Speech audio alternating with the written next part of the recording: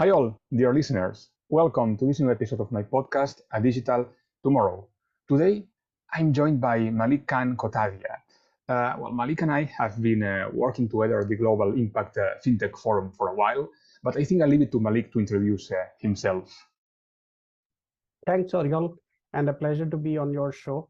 I know you've invited many guests from across the industry, from across spectrum of stakeholders. So it's glad to be here and to see that your show aligns so closely with our approach at Gift as well. So hi, everyone. My name is Malik Khan Kotadia, and I wear many hats in the fintech and the blockchain space. And I say that my journey has been in two parts, 1.0 and 2.0. So my 1.0 avatar was where I was a global banker for many years, about 20 years.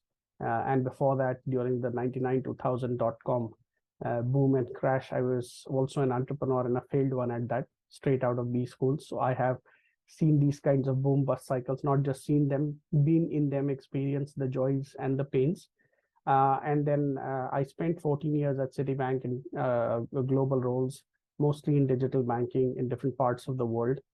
I have been both fortunate or unfortunate, depending on the perspectives and the time that we are talking about, that I have seen this space well before the term fintech existed, well before fintech and digital banking, forget blockchain, were even in the public consciousness from a time when banking was still largely about branches and people and agents and contact centers. So, being an evangelist in those early days where nobody really listened to you or cared for you in the bank, to being now someone in the industry where you say fintech and suddenly, 9 out of your 10 banking or former banking colleagues suddenly think that you're one of these hot properties or cool guys on the block. So I have seen the entire cycle. And in my 2.0 avatar, after I left the banking industry, or rather after I left Citibank, and I left my corporate career. Like Oriol, I have been wearing multiple hats as well. So I am the co-founder and global board chairman of the Global Impact FinTech, or the GIFT Forum, which is one of the largest, most diverse, and most inclusive by invite only fintech forums and think tanks. We are a nonprofit with a footprint in 70 countries.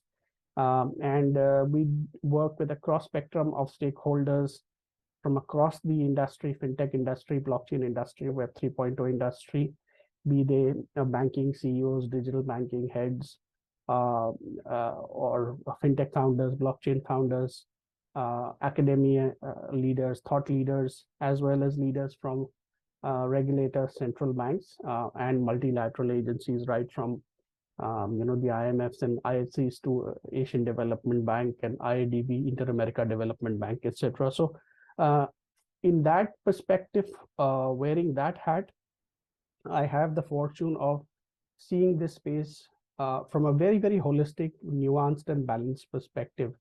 Not just in terms of geography, because as I said, we have a 70-country footprint, but also in terms of balanced perspectives, because we discuss with all sorts of stakeholders. And that, to my mind, and I'm sure we'll discuss this more on the show, is very, very important, because a lot of what we are seeing today in the crypto space and what we saw in 2018 is a result of echo chambers and not enough honest, constructive, and holistic dialogue. And that is where we really, really have a unique vantage point, and that's why we work so closely with policymakers and regulators as well. Apart from that, I also am the chairman of a global innovation and fintech consulting company called Finovation Labs, headquartered out of Singapore. We have partner offices in Europe, in Amsterdam, as well as Toronto. And we work with all sorts of global clients on high impact, high quality projects in the innovation and digital transformation space, be they Fortune 500 companies, be they fintech unicorns, but also governments and multilateral agencies. I am also, like Oriol, a regular speaker at conferences all over the world. I have lost count, but I think approximately 200 or 210 conferences over the last 7 years in 25 countries. And it's good to see that in-person conferences are coming back. So for 2.5 years, all my conferences were happening online. And just earlier this year, I was in Thailand, and then at some other conferences in the region as well. So that is again another way in which I get the vantage perspective of what is happening in the industry. I've moderated quite a few panels with regulators, central bank leaders, deputy governors, as well as I've moderated CEO dialogues, and also with some leading lights of the blockchain and Web 3.0 space as well. And finally, as part of my endeavor and passion to give back and to develop fintech talent, I also don the hat of a professor of fintech at the Asian Institute of Management Philippines, where I have co-developed and I teach the fintech elective for the MBA and executive MBA students, in which I have also had the pleasure of inviting Oriol as one of the guest speakers Indeed. to talk about CBDC.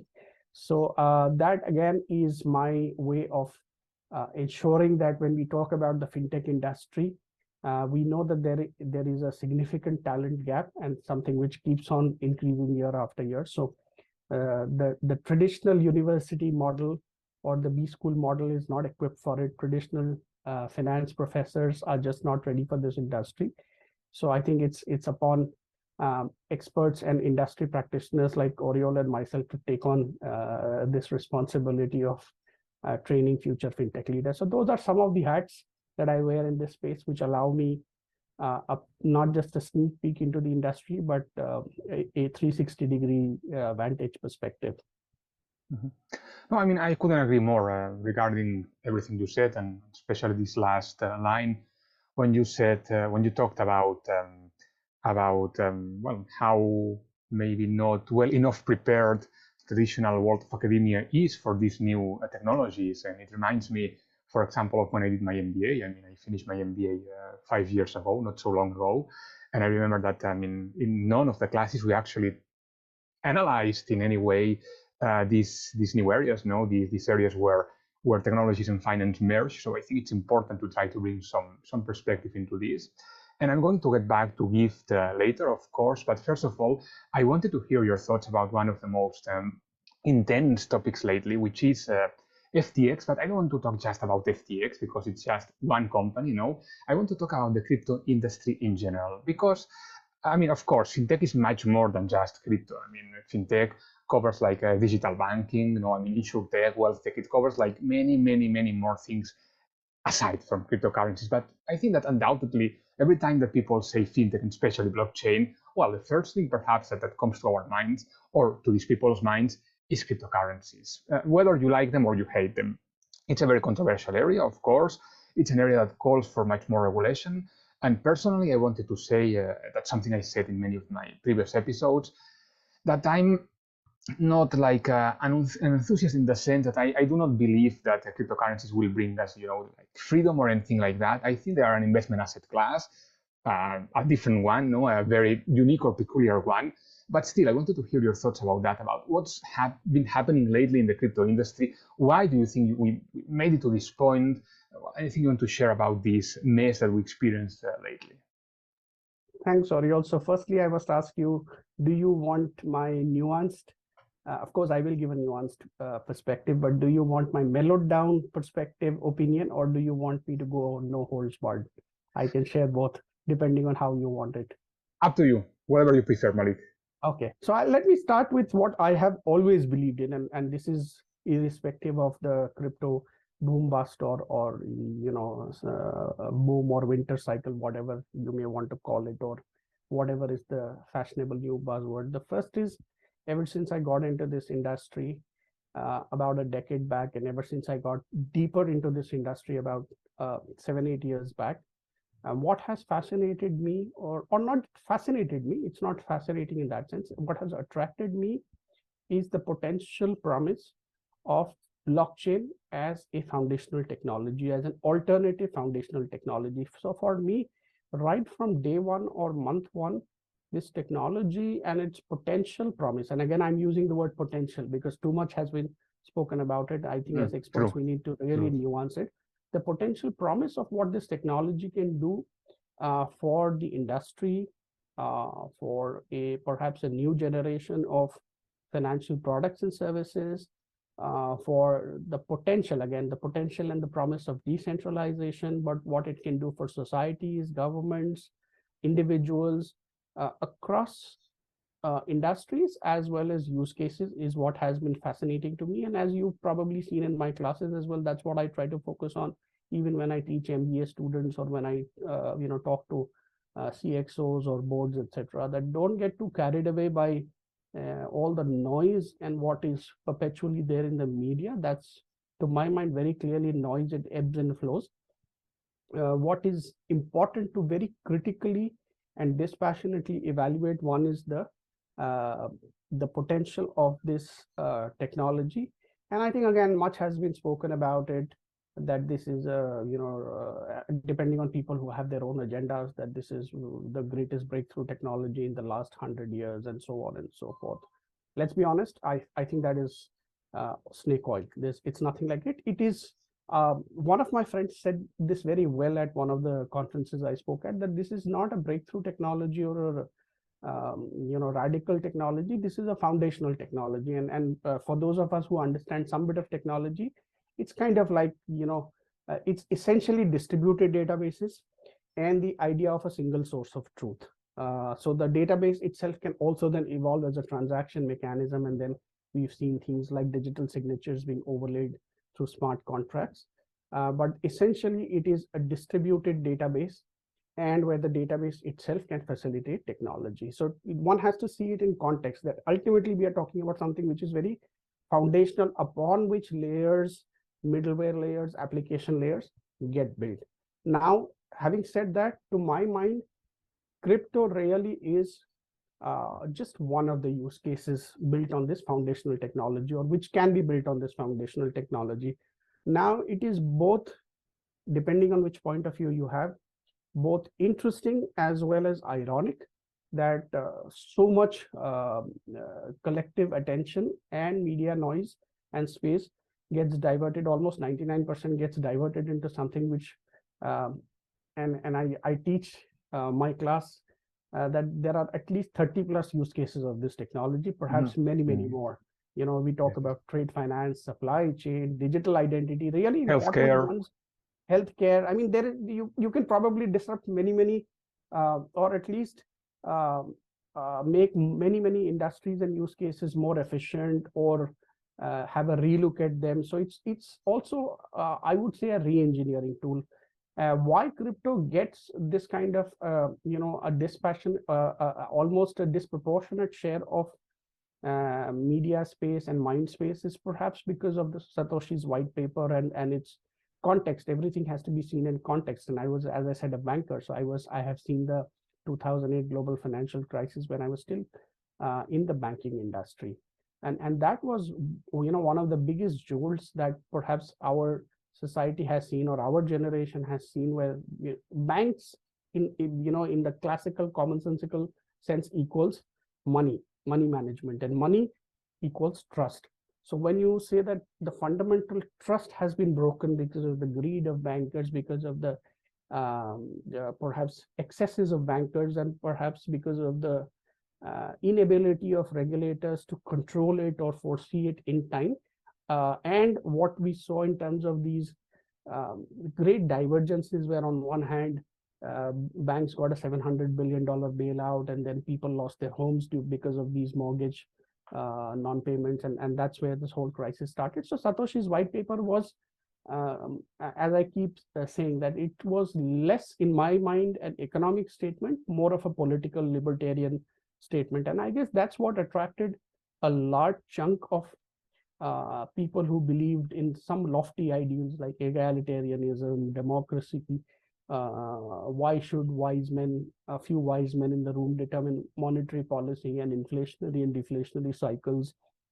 Why should fat cat bankers, getting $1 million bonuses determine our destiny, and then get bailouts while the little guy suffers? So to that extent, it is understandable why it has attracted such strong and polarized opinions, both in terms of almost, if I may say, cultish following, and over the years, very deep skepticism. So it's hard to find a nuanced and balanced space where one can look at it dispassionately. And I always believe that if you look at it as a foundational technology, it has to be evaluated as such. Even in my course or in my talks, I speak about the ABCDE of FinTech, where we talk about AI, blockchain, cloud, data, and embedded finance. I don't think in any of these other ABCDEs do you find this kind of a polarized perspective. When you are evaluating AI, you evaluate it like any other technology for its pros, cons. Of course, you talk about ethics, you talk about what challenges lie ahead, etc. Same with cloud, same with data, its use, misuse, abuse, and regulations, etc. So, one, I understand why crypto is usually seen differently, but it also then befuddles me on why we don't evaluate it on its own merits like a foundational technology as we do with any other. Why do we have to have these almost irrational, polarized, emotional responses where either you are a true believer and all you can say at conferences, and you and I, Oriol, have spoken at almost every major blockchain conferences over the years as well. So we have seen either if people go on stage and rabble rouse like those messiahs that screw government, screw regulators, screw banks, they are all trying to steal our money or they are good for nothing, or you will find uh, die-hard skeptics who will say this is all junk and rubbish. So I think my own view is um, these periodic things, episodes happen. It happened in 2018 as well, and many of us saw it. To my mind, it was absolutely expected and logical, and so was this one. Wherever you have irrational exuberance and you start getting emotional about a foundational technology, something like, and you focus on just one little aspect of what this technology can do, which then brings in all sorts of people who have nothing to do with this foundational technology or even its idea or ideal of decentralization. Now it's nothing but speculation. And as you rightly pointed out, many of us have now completely come to the point. I'm sure even the most diehard Bitcoin maximalist does not talk about people's money or any of those lofty ideas or ideals anymore. It is nothing more than an alternative asset class. And the closest that people probably see is digital gold. Maybe you can say that it is a little different from gold, but you look at its performance as an asset class as well, it's no longer a hedge against inflation or any of those things that we keep talking about. Nor is it a safe haven, nor is it something which is which has lived up to its lofty promise of being people's money or decentralized money. It is another investment asset class, and institutions have also come in. A large part of this boom and collapse was because of institutional money, which is again the very antithesis of Satoshi's white paper and the premise of decentralized money, which will be, that utopian vision is completely gone. And I think one also has to be rational and mature. If we are now coming to a point where we see this as a digital asset class like others, then we also have to acknowledge that regulations will obviously and logically follow, and there is no escaping it. It's happened and it's happening in every asset class. Security laws have been there for God knows how long. Banking regulations have been there. So why not crypto? No, I fully agree. Actually, last week I remember I posted something on LinkedIn. Well, it wasn't last week; it was recently, but and I exchanged some thoughts with someone I know, and maybe this person won't be happy when listening to this when I post the episode. But it's, I mean, I remember I was talking about Hong Kong's new crypto regulations, and I precisely advocated for more regulations in the space because, I mean, I think it's clear when we're talking about people's money, people's investment, especially when it comes to retail investors, their money needs to be protected. It doesn't make any sense to me to switch from a bank because, according to some people, to the die-hard enthusiasts, banks are evil, banks this, bank that, and then switch it to a centralized platform where people are pouring their money anyway, but instead of being a bank, it's an unregulated company, which, as we saw with FTX, it doesn't follow much of the regulations or things that banks follow. So in the end, it's like it's not working that well. I remember that this person said to me that the DeFi sector actually didn't need to be regulated. This person said on my LinkedIn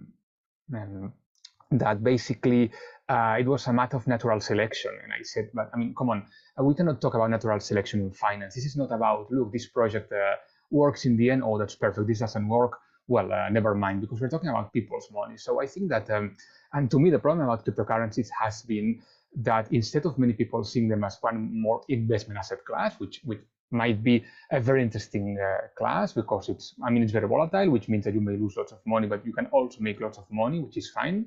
I think the problem is that many people see it as some kind of liberation. Liberation from according to them as evil, from evil governments, evil these, evil banks, and I think that's very wrong because cryptocurrencies per se won't liberate you from anything. They may allow you to make or lose money, but I think the debate has somehow shifted, from what it should be to what it actually is, and I think that's part of the problem. That's the same thing happened with let's say NFTs or the metaverse. I think there's a huge potential because, as you said, Malik, before, it's all about the foundational technology. I think that blockchain can actually benefit people in many different ways. For example, I wrote some articles, some academic articles, alongside some colleagues from Qatar on how blockchain can be applied in trade finance to help make those processes much more efficient, faster, seamless. So I think, of course, blockchain has a huge potential, same as the whole of fintech. But when it comes to, for example, cryptos in particular, I think we need to be careful, because I think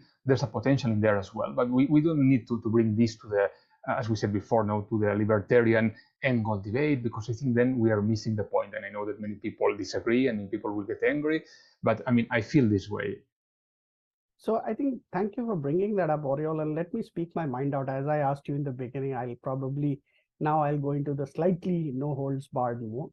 You know me, I'm otherwise a very nuanced person, and I don't like to take extreme positions on anything, but 2-3 things are quite obvious. All this talk of natural selection and DeFi and all that, let's be honest, this is nothing but bullshit peddled by people who don't know what they're talking about. What I DeFi agree. are we talking about? You rightly said, you on one hand you say banks are evil because it's a centralized system, and then you have another centralized system of exchanges which are not even regulated. In fact, my students understand, the MBA students understand and articulate it much better. They say CFI, DeFi, and CDeFi. So let's not kid ourselves. None of these exchanges are DeFi. Firstly, there's nothing decentralized about an FTX or Binance or Coinbase. In fact, Coinbase is a listed entity. So to me, it's no different from investing in any other Alibaba share or Amazon share. So let's stop kidding ourselves, first one. And all these people who say this are either completely clueless and ignorant, or the smarter ones clearly have an agenda. It needs to be called out. A spade needs to be called a spade. Secondly, if it is true DeFi and all this talk of smart contracts and DAOs and platform, removing the middleman and code being law, there are many. It's still very, very, very early days. Firstly, I think anybody who's worked any time in technology or even worked with technology folks like I have worked in banking will know that no code is free of bugs. No code is ever free of bugs. It's an ongoing journey from MVP to progressive, enhancement. So the moment you talk about building an entire finance industry which works only on code, there are many, many risks associated. You cannot talk about DeFi and finance and talk only about the D and forget the Phi. Finance is inherently about risk management. Like it or not, that is what the industry is about. And that's what the banking industry, you can criticize them all they want, but they do a good job of risk management, or at least they try to, especially after 2008, 2009, regulators have forced them. So that's my second point. You cannot talk about DeFi without understanding the Phi, and Phi means risk management. So you cannot talk about a structure which has, I can pinpoint, probably a dozen loopholes in the DAO model as well as the smart contract model, but I just gave the most obvious one, that code as law does not work, where the code itself is never bug free, and we've seen enough hacks happening because of that. To where is the legal mechanism or framework for something like this? If there is a dispute, as we saw in Singapore with that NFT thing, Singapore is one outlier jurisdiction where the court of law understands whether NFT is seen as a digital proof of ownership of either a digital asset or a real world asset. There are just so many unanswered questions or open questions, Orion, and that needs to be addressed and answered by a whole spectrum of experts, folks like you and I, but also folks like regulators, academics, researchers, people from the finance industry. Don't forget that bankers come with a lot of collective pool of knowledge. You cannot, including risk folks, etc. So a lot of this jargon throwing about decentralized finance or Web 3.0 or natural selection is by people who really either don't understand what they're talking about. They've never understood what they're talking about, but it's like, as I said, in a cult, everybody goes along, and it's only now that people are even willing to listen to saner voices like you and I. Or these are people who clearly have an agenda. It's no different from any other market manipulation, and therefore, by that very definition itself, regulations are required. No two ways about it. Mm-hmm. I agree, and I think it's sad when you see this kind of events happening because it kind of affects like the whole industry in a negative way, because after Terra and Luna in May, after FTX in November, we saw many people like becoming maybe more hardcore against sometimes crypto, blockchain, fintech, and whenever you talk to them and they know that you are in this world, they tend to be a bit like, oh, this industry is very shady, but actually there's nothing shady about it. No, there's something shady about certain players, and I think it's all about trying to remove these players from the industry. And this brings me, this paves the way for me to talk about GIFT, the Global Impact FinTech Forum, which you summarized a bit about it before, but I wanted to talk about it because you now said something that it's actually very, very apt now. You said that that this debate should include regulators and a broad range of people, and I think that makes perfect sense because sometimes I've noticed that whenever you're invited to certain conferences to discuss, let's say, for example, the recent crypto winter, the profile of those speakers is actually pretty much the same. You see someone working in a crypto exchange, someone who's a hardcore crypto enthusiast, and perhaps someone who works in a bank which has invested in cryptos. No? So at the end of the day, it's all, it's not that different, no? But then I think that this debate should include much more people because, as you said, I mean, we're talking about companies which deal with people's money, companies which are, in some cases, even listed. So you need to include as well regulators, legislators, people who are on the other side, because I think if you only include the blockchain hardcore fan enthusiast who created its own company, the debate is kind of biased. You need the other side of it. And I think in that sense, GIFT is actually doing a perfect or amazing job because, I mean, in our community, we have like not just blockchain CEOs, blockchain founders, but we also have this government side, academia, you pretty much have everything. So that's why I wanted to ask you if you could share a bit more with our audience about the Global Impact FinTech Forum, what it is. I know you said a bit about it before, but especially how you try to encourage this debate and relate these areas like cryptocurrencies to, for example, financial inclusion. That's something very important because at GIFT, we don't talk, for example, about what's the price of Bitcoin going to look like tomorrow, this kind of, to me, trivial things. And we talk more about, for example, how could this technology, let's say cryptos or CBDCs or whatever, improve or help foster financial inclusion. So if you could please summarize a bit about it and then why or what makes a GIFT different. Thanks, Oriol. I think that's a very important point and very topical now in the light of what we've discussed and what's happening. So the first thing is, as you said, I think you and I have spoken at so many crypto conferences all over the world. Nothing very robust or even informed comes out of echo chambers. I think that I'm a firm believer of that, whether you are on the crypto maximalist side or you are a blind skeptic. You have to not just listen to different points of view, but you have to critically evaluate, understand, and research different points of view. So I think that is the first thing which sets GIFT apart and makes it not just unique, but also important, is that we not only bring all the stakeholders or so many stakeholders together, be they crypto and fintech and blockchain founders, but also, as you know, we have a working group only for policymakers, so they can discuss with Chatham House rules and in the confines of their of a safe space, so we can have meaningful discussions, or engaging with multilateral agencies, or engaging with central banks, or engaging with researchers like yourself and experts in this space, or folks from academia, and that I count myself partially in one of those hats as well. You need to have very deep discussions. The problem with so many of these crypto, not just conferences, but even the so-called experts that I have seen over the years, is the discussion is very superficial, very jargon-led, and if I may say so, very amateur and childish.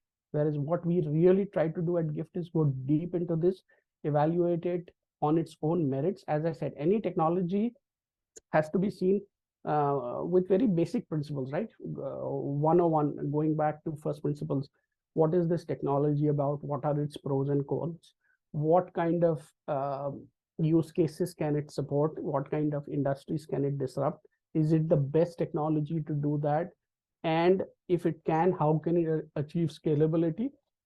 And you spoke about that. Let me give one example. Like in my most recent MBA FinTech cohort that just got concluded, I usually tell MBA student groups to do a final presentation and one on blockchain. And I'm glad that of the various teams that presented, none of them spoke on the speculative aspects. There was one group which spoke about how blockchain can support the agri-tech industry. There was another one which spoke about digital identity. There was another one which spoke about how it can disrupt the clean energy and the energy industry and the power industry. So there are so many use cases, and that really is where the idea and the seed of GIFT was born, Oriol, that we need to have a not just a safe but a very, very objective, balanced, and a very high caliber space where these levels, this kind of a in-depth as well as wide-ranging discussion can happen on the entire 360-degree perspective of a topic or topics. And again, that's how we've structured ourselves at GIFT as well, both in terms of horizontal and vertical. So in terms of verticals, global verticals, we have the financial inclusion vertical, we have the blockchain vertical, we have the CBDC vertical that you are leading, we have the Islamic FinTech vertical, we have the payments innovation vertical. So we are trying to look at it in terms of innovations in each of these domains. We have the NFTs vertical, and where is it likely to head based on a very balanced, nuanced, critical evaluation, and what are the opportunities, what are the challenges, what is the role of the banks, what is the role of the regulators, what is the role of the ecosystem itself. And then we are also structured horizontally in terms of regional chapters. Again, you lead a European chapter, we have a presence, and I'm glad to say we are probably the only such forum which has a presence in every continent, in every region of the world. And this is not in terms of bragging rights or anything. We genuinely believe that there is a need and a space for a think tank and a forum like this, which can not only be the voice or not only engage with the leading fintech hubs. And you spoke at the Hong Kong FinTech Week, many of us spoke, and GIFT was the global knowledge partner for the Singapore FinTech Festival. So not just the Hong Kongs and the Singapores and the Dubais and the Londons and the Berlins or the Barcelonas of the world, but as you know, we've consistently supported the regulators in the Caribbean, and we host a global fintech panel for the Central Bank of Anguilla, the regulator of Anguilla and the British Virgin Islands, or that we work closely with the central banks of Nepal and Bhutan and Bangladesh, and we support UNCDF for their microfinance initiatives, or how we work with regulators in Indonesia or Vietnam or Thailand or the Philippines. So we are not just one of those exclusive clubs or a country fintech association or a blockchain association which either represents a single stakeholder view. We are most certainly not a lobbying group, so we are not an industry lobbying group. We are not even, I would say, just an advocacy group. We are really a platform in the classical platform sense, where we allow and enable all stakeholders to come together, have a very free, frank, and robust fact and data-driven discussion. And then we use this knowledge with this very unique pool of knowledge to support various stakeholders in the ecosystem for something meaningful, as you said.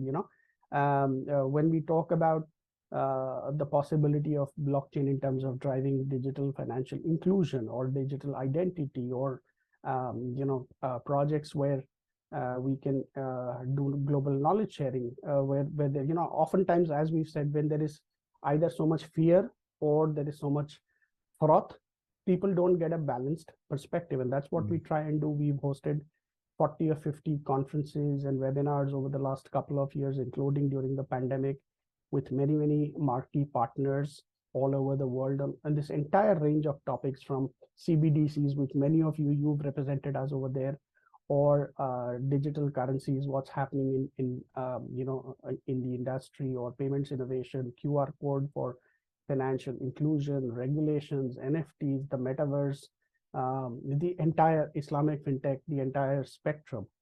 And this, as part of this, we work very closely. We collaborate with like-minded marquee partners. Some of them you have been instrumental in forging these alliances, whether it's with the Digital Euro Association or the Catalonia Blockchain Association, and so on and so forth. So really, our aim is to continue to be a bridge across the world for the fintech and the blockchain community and all the stakeholders, not just representing one voice or two voices. Well, thank you very much, Malik. We are unfortunately running out of time, so we should wrap up this episode, but I'm sure that all my listeners will learn a lot from listening to you. And I think that what Gift is doing, this idea of bridging the gap between fintech and the world of traditional finance, fintech and government, is actually very important, because there's a value in fintech, a huge one, but it's all about bridging the gap. So I think what Gift is doing is amazing in this sense. And thank you very much, Malik, for coming to my show. Thank you. My pleasure. See you next time, Gloria. Bye-bye. See you.